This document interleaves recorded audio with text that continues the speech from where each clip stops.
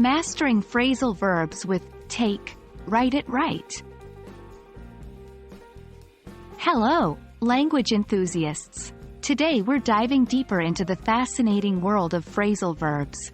Specifically, we're exploring those built around the verb take.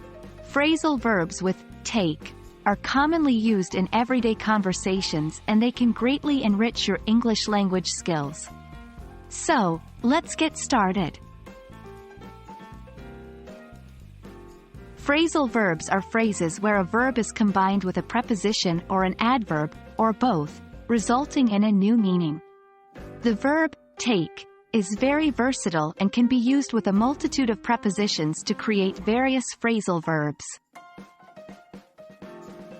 For example, 1. Take off, when an airplane leaves the ground or when someone removes something. 2. Take up, to start a new hobby or activity. 3. Take down, to remove something from a high position or to write down information. 4. Take over, to assume control or responsibility for something. The best way to familiarize yourself with these phrasal verbs is to practice using them in sentences. Now, we are going to write sentences using phrasal verbs with take. For example, 1. The plane is expected to take off at 7 p.m. 2. I have decided to take up yoga to improve my flexibility. 3. Could you take down the groceries from the top shelf?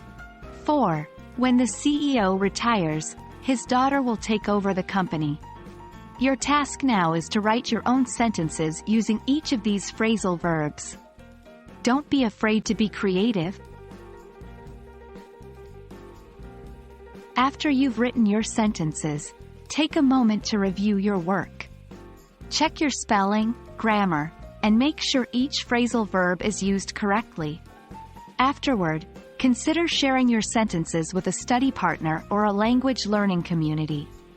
Peer feedback can be an incredibly valuable tool for language learning. We've reached the end of our session on phrasal verbs with take. By writing and reviewing sentences with these phrasal verbs, you're taking a big step towards fluency in English. Keep practicing, and soon enough, these expressions will become a natural part of your vocabulary. Stay curious, and keep learning. In our next video, we'll be exploring phrasal verbs with get. Can't wait to see you there. Happy learning!